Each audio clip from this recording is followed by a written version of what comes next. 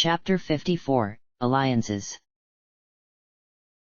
Alliances.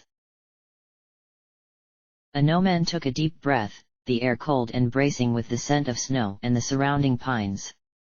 Beside him, Frith's breathing was similarly deep, the pair crunching up the frosted scree path that had been cut through the forested mountainside. They had walked until well into the darkness the previous day, their progress halted now and then for Fritha to be sick. She had been determined, though, that her hangover would not slow them. After some sleep snatched about a small fire on the edge of the road over the coldest part of the night, they had pressed on with the dawn, and another full day of walking had finally found them there. The pines about them were thinning, and through the trees he could see the dark grey keep. Its single tower loomed over the canopy like a great stone spear, the smoke from unseen chimneys hanging about it in a haze against the glary liard sky. Anoman shot a smile to the girl next to him, Fritha bundled up in her travelling robe and his spare coat and dwarfed by the pack she was carrying. "I think we have finally arrived." "Good. My legs have been screaming for the last hour." The path before them was curving to the right, and with each step the imposing building edged into view, the grey stone edifice no more inviting than the snow-capped peaks that rose up behind it, until it was hard to tell where the mountains ended and the clouds began. It had been built on a flat scree clearing in the pine forests with a high wall that extended from the building proper to close off a space to the left where beyond a collection of roofs could just been seen, solid wooden gates obscuring what was likely the courtyard beyond. As for the building itself, it was tall and serviceable, more a sturdy house than a fort, 3 stories in height by the number of windows with the single tower they had first seen at its southern corner. The roof was steeply peaked to shed the winter snows, patches of lichen in yellow and blues giving the walls a welcome daub of color. A dozen or so sweeping stone steps led up to the huge arched doorway, the only mark to betray the keep's religious significance, a large eye of helm carved into the keystone. Fritha led the way up the steps, their slow elevation above the surrounding canopy giving a breathtaking view down the mountainside. "Gods, you can see all the way to the ocean." Fritha lingered on the edge of the wide stone steps, gazing down the mountain as Anoman took up the hoary iron ring to pound upon the doors. He frowned as the silence stretched on without end. "No answer," piped Fritha from his side. "No, wait here," he muttered, bounding down the steps once more, and he was halfway to the gates when the clatter of locks sounded behind and the door was at last hauled open, a youth in pale blue robes standing in the mouth and looking more than a little surprised to find a bundled-up young woman standing on his doorstep. "Oh, hello, my lady." Fritha just smiled. "Hello." The lad faltered a moment, regaining his composure as he spotted Anoman further down the steps. Yes, all mercenaries are to report." "We are not hired swords," Anoman cut in, ascending the steps to Fritha's side. "I am Iorwerth, a brother of the temple to Helminithkatla, and this is my companion." "Oh, well," the lad faltered, "I suppose you had better come inside." The hall beyond was the same grey stone as the outside of the keep, 2 corridors leading left and right, while before them a wide staircase ascended, the walls broken here and there with hangings and banners, psalms to Helm and scenes of his triumphs embroidered in silks and gold. The youth was having a whispered conversation with the young sister who had just appeared from the left corridor, presumably to find out what was taking him so long. Her blue robes were all but hidden behind a large flowery apron, the girl about to turn and run back the way she had came when a voice halted her. "What is going on here, Savis?" And all turned to see an elderly man in the same pale blue robes descending the stairs. "Why are you not?" Sagging, dark eyes came to rest upon the newcomers. "What have we here?" "They are not mercenaries, sir," provided the youth hastily, lest the older man think he had been remiss in his duties. The man nodded once. I see. Go back to the kitchens, Savis, you too, Lakara, I will see to our guests. You are pilgrims. He continued as the pair disappeared down the leftmost hallway. Of a sort. I am Iorwerth, servant of Helm, and this is my companion, Malal. We seek knowledge we believe is held within the sacred libraries here. The man drew back with a clear surprise. You have come to use the libraries? Well, you understand. I regret, cut in a voice no warmer than the mountain's climbs, and all whipped back to find another robed figure descending the staircase behind them, the older woman's lined face framed by a stark white wimple. The libraries are out of bounds at the moment. Out of bounds? Repeated Fritha. Has there been some trouble? We know you've been asking for mercenaries. The elderly clerics shared a pointed look, the woman continuing, Yes, there has been trouble, brought by a woman not of our faith. A woman? Cried Fritha eagerly, not Melissan. You know of her? Yes. Did she get access to the libraries? What did she find? I surely could not say, the woman dismissed coolly. High Father Audran is the only who can grant access to the libraries, though a log of her readings was likely kept if she was. All outsiders who enter must be supervised, though I do not know when the restricted libraries have been so popular. She added with a sniff as though it was of the greatest inconvenience to her. So can we see the High Father? Pressed Fritha. This is of the utmost importance. The woman remained unmoved. I am sure, but the High Father is indisposed at the moment, though perhaps. Another glance to the old man at her side, and Anomen had the impression she had been thinking something very different as she offered, a meeting could be arranged. But where are our manners? Interrupted the man, as Fritha went to press her case. I am Brother Paul, head of the scriptorium, this is Sister Mora, keeper of the chapel. It sounds more like a monastery here than a holy fort, said Anomen. Sister Mora made no comment as to this, the woman turning to the stairs with the distinct air she expected them to follow. You must be tired from your journey. Please accept our hospitality until such a time as the High Father may see you. This way. It was their third day on the road, and the sun was sinking in the west, when at last that uneven blot of darkness on the plains was spotted on the horizon. Imoen tried to remain straight-backed in her saddle, if only for the sake of the foreign eyes on her. She had been called back to Farn's office before they had left Castle Ithian and promised the army she sought, a small band of 15 soldiers sent with them now, with another 200 or so making a very slow march eastward, awaiting proper word regarding where they needed to be, and her next task was to tell them. The distant shape of Al-Hali was clearer now, the familiar huddle of blackened buildings little changed, though there had been an addition in their absence, a fine paling of tall wooden stakes that made a ring about the village. Gods, she laughed, Solifane and Valigar have been busy. No doubt, agreed Jahara, her keen eyes narrowed. But they were not alone in that. Imoen raised a hand to shade her face, squinting in the dusty light to focus on the specks that moved behind it.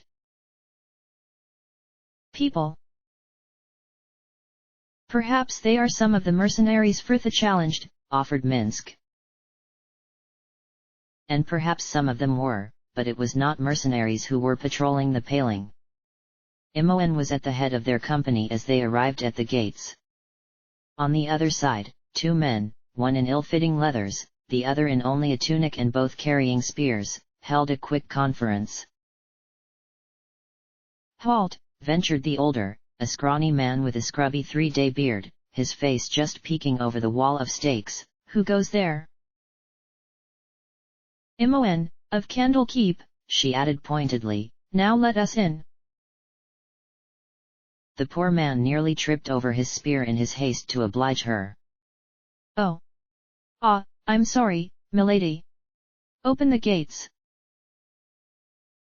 Imoen did not know who he was supposed to be shouting it was only him and the other man there, the pair pulling the gates wide, and slowly their party ambled through, the troops dismounting to lead their horses to a clear area of meadow just inside the paling to make camp.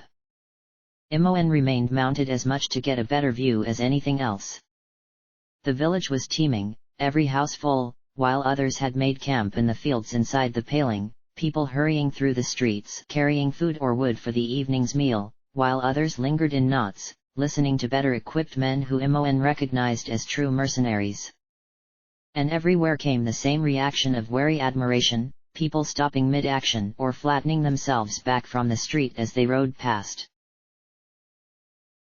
Jahara was sure Valigar, Solafane, and an explanation would be at the old headman's house, the druid sending a polite nod to the couple of men in the front yard who were making armor repairs on a bench which had been set up outside.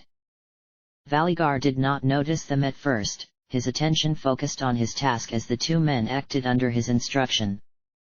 It was with melancholy fondness Imoen watched him work, his ruined hand gesturing stiffly as he spoke. "Right, now fold the leather over and punch the hole, no further in or the stud will just tear loose with wear. Yes, there. Hello Vals."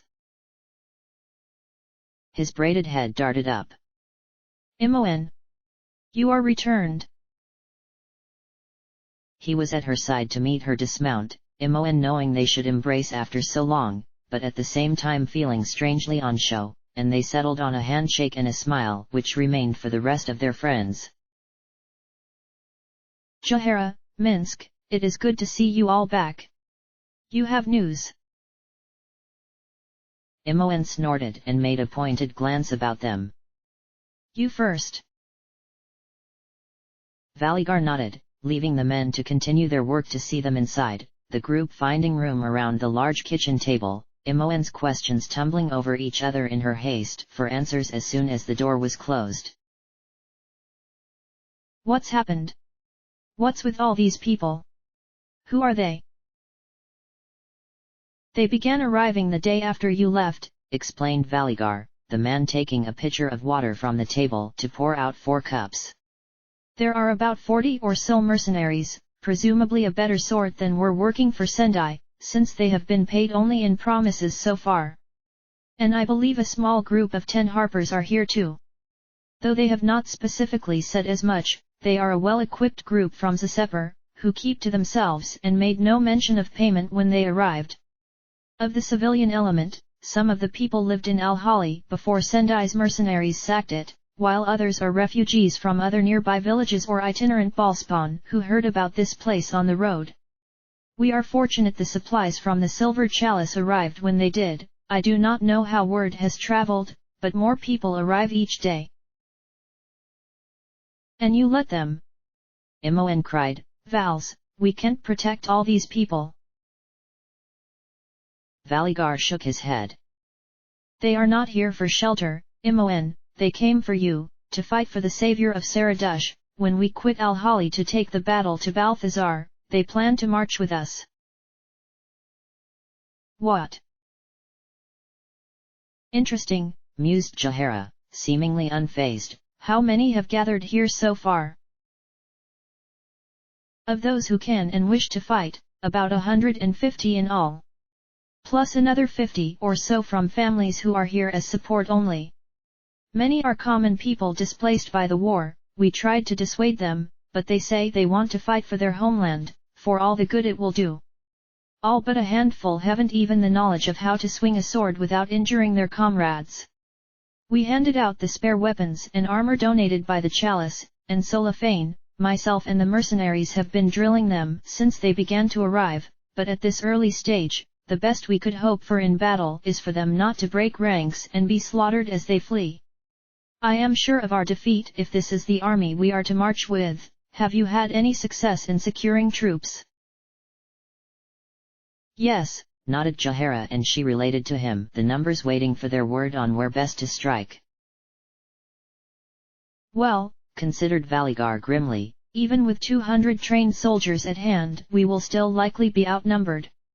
Those gathered here would bolster those ranks by over half again, though the casualties would be high. They are here now, and trained to that purpose, but Solafane and I made it clear to all who arrived that the final decision on whether they could remain would be up to you.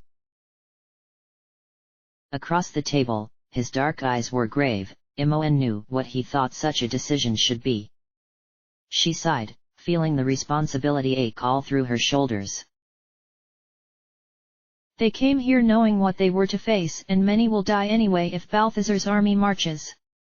Arm them, train them, perhaps a few will survive.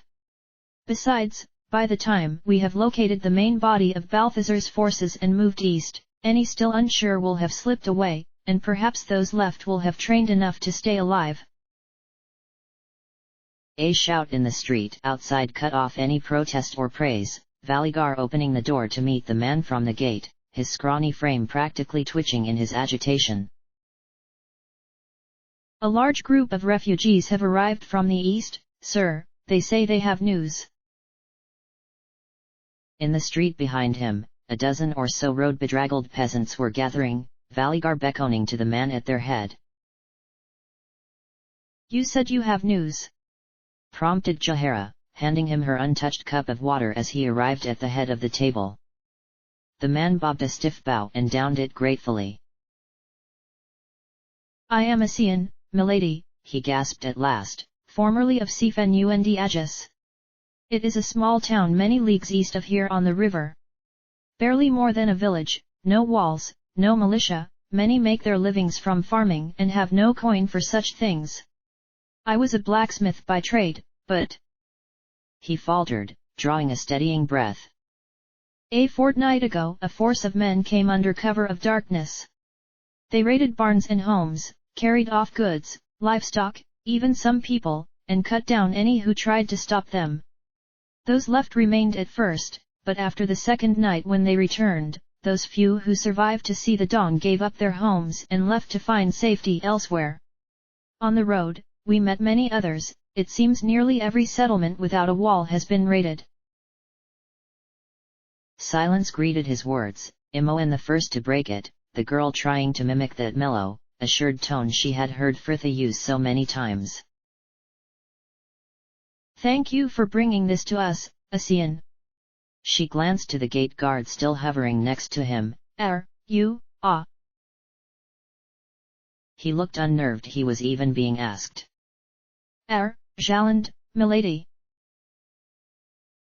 Imoen nodded. Jaland, please see they get some food and a place in the village to stay. The slam of the door behind the pair released the others from their silence. Raiders taking livestock and goods, considered Valigar, they could be opportunist bandits. Or outriders supplying an army that is so far content to remain hidden, offered Jahara. A decision was brewing, all eyes seemed to come to rest upon her. Imoen straightened under their collective gaze, it was time to take charge. We need to know more. I'll go and take 2 others. Vals, you can track them, and Solafane is probably the best at spying on them once we reach our target. Imoen, sighed Jahara reluctantly, you are needed here. No, she cut in, never so sure of anything before. I'm not. I can't train these people, I'm just a figurehead. But if that's the case and they need me to direct this army we're building, then I need to see firsthand what we are up against. I'll take Vals and Sola and 2 of the militia here as messengers to relay our findings back here and to Farn's army. Jahara and Minsk can remain in Al-Hali and continue preparations. We can do a formal handover tomorrow in the main square, it will be best if those here see it. Imoen watched her friends contemplate it. This was the plan, whatever they thought, she had picked up a couple of things from Frithia's leadership style. But if she could convince them she was a force to be followed, then perhaps she could convince those waiting outside, and then maybe, just maybe, she could convince herself. Gradually, the heads about her nodded their assent. One down. A gnome nodded to the young acolyte who was hovering next to him, and knocked twice on the heavy door. The youth had been dispatched to the guest wing to fetch them for dinner, and together he and the lad had made the walk further along the corridor to Frith's room. "Come in," came the call, muffled by the wood, and he pulled it back to find the girl they sought, Fritha dressed in her fine white kertie and her linen undershorts humming blithely as she rummaged through her pack, her dark orange trousers and blue scarf already lain out on the bed, while the dresser glittered with vials and boxes. "Oh, Iorwerth, is it time already? I'll just be a moment." The acolyte was going pink around the ears, the youth faltering as a gnome made to enter. We'll wait out here, sir." A gnome just smiled and shut the door behind him. Fritha had leapt into her trousers and was rummaging through the pack once more, a gnome taking a seat on the large bed behind her, the room as his was, simple but comfortable with heavy rugs and drapes to take the chill from the bare stone walls. "You've settled in then?" The girl flashed him a smile as she settled before the dresser. "It's what I do." A gnome laughed and he remained on the bed, watching as she put on jewelry and dressed her hair, wondering if that was what life would have been like if they had married. Her in his mother's old room before the dresser, applying ornaments and scent for some gathering, him sat on the cushioned bench behind, smiling and full of love for his pretty young wife. He glanced inside, to feelings he had long ignored confirmed the affection was there still, though it was different now, more muted, the fires faded to a less scorching warmth. "Oh, isn't that Parsley, one of the Merc's horses?" And a gnome started back to find the girl risen and at the nearby window. Down in the courtyard far below an old bay gelding was being led into the barn. "Look at the single white stocking," Fritha continued, securing her last earring to tap the glass, "I'm sure that's him." "Then Jar and the others must still be here," a gnome concluded. Fritha's good spirits were on the wane. "Oh, I do not believe they will be at dinner though," he added quickly. "The acolyte told me this invitation was only extended to us due to my being a brother of the faith." Fritha was all at once restored, the girl catching up her blue scarf to loop it once about her neck. "Well, let's not keep them waiting then." Through a maze of stone hallways they were led, the young man describing the rooms they passed as they went. "We have just come from the guest quarters. The acolyte's dormitory is in the same wing, but on the floor below, while the brothers and sisters have their own rooms in the southern tower. And down there," he pointed to the branching corridor they had just marched past, "leads to the upper libraries and the scriptorium." "The upper libraries?" "Yes, milady, it is where most of the younger clerics spend their days, myself included. Only the brothers and sisters are allowed to go down into the restricted libraries under the keep itself." He sighed, suddenly full of longing. "I would if was allowed. It is said the bones of our own Saint Malin are interned beneath. She founded our order," he added at Fritha's puzzled frown. "There she is." And a gnome almost collided into the back of the lad as he came to an abrupt halt at the open doorway to their right, the knight following his raised hand into the room beyond, up the central aisle to the huge stained glass window opposite. It depicted a woman stood in full armor, her pious face raised to the blazing eye of Helm that was hovering above her lance, and all glowing with the last rays of the sinking sun outside. Beneath had been set an altar, the gold of the candelabra, banners, and altar cloth all glimmering to match the candles within the gilt alcoves that had been sunk into the walls at the end of each pew, and the whole effect was one of radiance. "This is the chapel," the youth added unnecessarily. "It's very beautiful," sighed Fritha with a warming sincerity. "Would you like to wait a moment and make your prayers, a gnome?" The youth looked worried, as though he was nervous any delay would reflect badly on his errand, though his fears were in vain. No, no, we should not keep them waiting, I will attend evensong with the other brothers. Relieved, their guide set out again, and it was only the length of another corridor before they were before the doorway of the refectory. The hall was narrow and long, only just large enough for the long table it housed, though considering the wind that was howling against the narrow windows above them, Anomen was glad there was less room to heat. A roaring fireplace covered almost the entire back of the room, just enough space left for a door set to its left that, from the rich savory scent that suffused the air, likely led to the kitchens. Before the fire, a carved high-backed chair made for an imposing silhouette against the flames, the place left empty, presumable for Father Audran should he choose to arrive.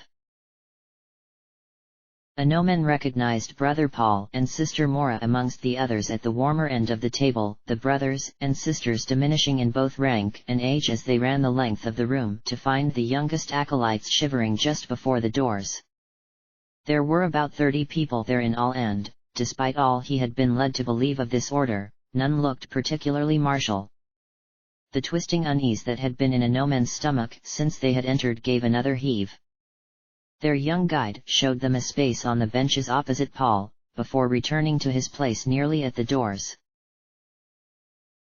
Paul sent them a smile as they finally settled. Well, I think we are all here now. Frithha glanced to the empty chair beside them. But...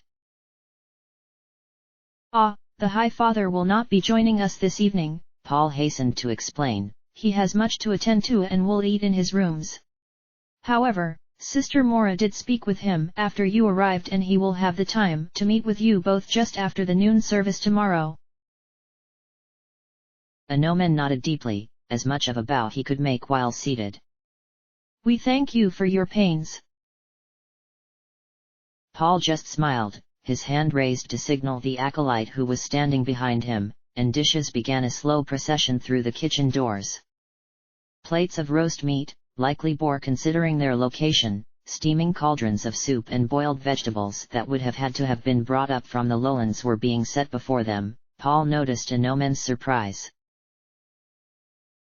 Usually, we eat much more simply, but it can be pleasant to cater to our guests. Wine, he added as an acolyte carrying a large pitcher stopped behind their chairs. Oh, I never say no to wine, grinned Frithha, Paul looking mildly scandalized as she eagerly caught up her cup. Anomen allowed himself a chuckle behind his hand. Frithha was the only person he knew who could go from blushing ingenue to confirmed rake with but a smile. Where do the mercenaries who have been traveling here eat? Asked Anomen, if only for something to say as the meal got underway. In the kitchens, provided Mora promptly. Are they eating there now? Asked Frithha. No, no mercenaries staying with us at the moment, said Poland. Frithha was frowning. None? Only I thought I recognized one of the horses of the group we traveled part of the way within your stables. Paul's sip of wine seemed to go down the wrong way. Why, I would not know why. Mora cut through his spluttering, her iron-grey eyes settling a few places further down the table.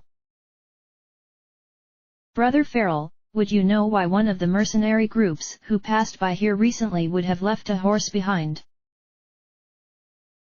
The black-bearded brother had just taken a mouthful of meat and it took him a while to clear it, the man finally swallowing to explain. The horse was not faring well by the time they arrived here.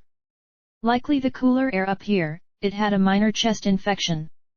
Rather than see the beast suffer, we bought the creature from them along with the cart it pulled. So Jar and the others left on foot? Asked Frithha. Farrell spared a glance to Poland.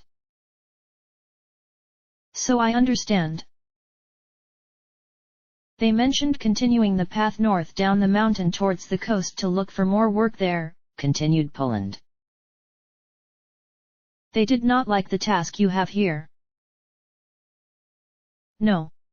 Faltered Paul. They were clearly unprepared for what was required and were encouraged to move on, but we should not talk of that here," he added, his voice raised for the benefit of the now whispering acolytes at the end of the table, and pointedly returned to his dish.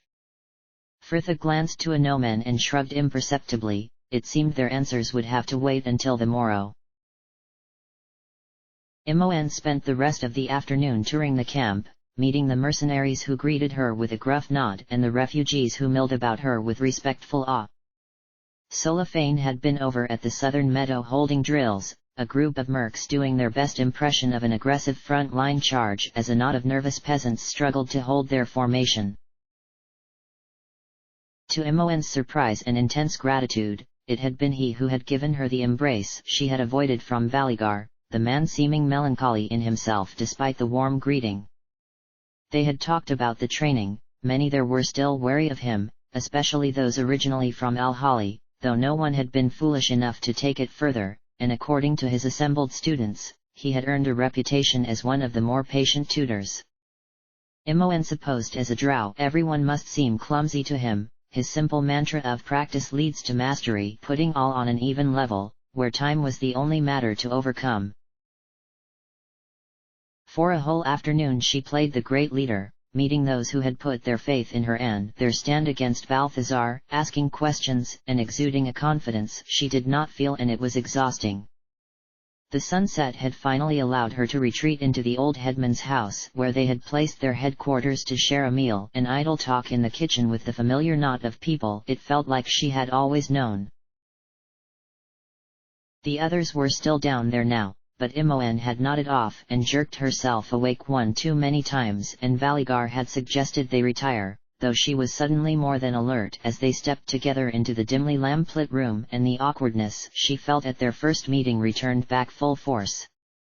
The man had taken one of the two chairs which had been placed about the small table, that arrangement, and the bed the only furniture in there, and Imoen moved instead to the window. Outside, the night was alive with campfires and glowing windows, the steady lights taking on a dreamlike blur as her tried eyes fought to focus, while behind Valigar offered her an account of their current home. "This was the first place Solafane and I repaired, a good house for a headquarters, at the center of the village as it is. Most of the other houses are packed by now, the last few groups had to make do with the few barns and stalls which were left." Imoen let his voice drift about her, merging with the murmur of those still talking in the kitchen below and the soft melancholy strains of a lute. "The Maiden's Lament, I wonder where Sola learned such a sad song.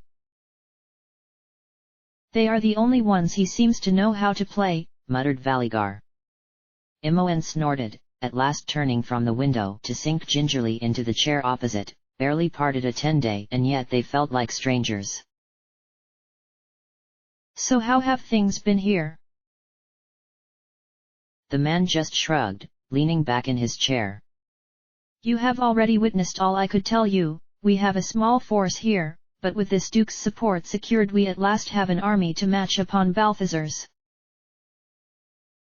Yes, we just need to tell them where to go, literally," she sighed humorlessly. "You know, not figuratively." Valigar watched her with fathomless dark eyes. "I thought you would be happier."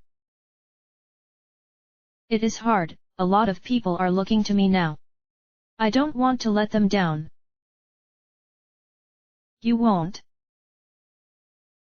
"Yeah," she sighed, feeling no more convinced for all his conviction. "You led a group once, is it always this lonely? I am beginning to see why Frithha kept Solafane in her confidence." She watched unmoved as he leaned forward, his hand hovering hesitantly at her cheek before clamping in firm, impassive friendship about her shoulder. "I will always be here in whatever role you have for me." Imoen sighed inwardly. No promises of love undying, yet did she even want that any more? "And what roles can I find for you, Vals? The stoic general? The unwilling tutor? The hesitant lover?" "Imoen," he sighed, as frustrated as she was by his tone. "Sorry, it's been a long." She had been about to say day, but in reality this had been hanging between them for as long as she could recall, and all at once she wanted to scream at him. To ask him where he was and what had happened to them and the feelings that used to swell inside at just the touch of his hand. Now it all felt so forced, and when she looked at him to try and see a glimpse to guide her back, she saw only a reflection of her lost reluctance. Perhaps that was it was easy to be in love when the world was quiet. She sighed deeply, almost intoxicated with exhaustion as she struggled to her feet. "Can we just go to sleep?" And Imoen felt the glimmer of comfort in the contact of another as he nodded and drew her to him. Perhaps all was not lost. End of chapter.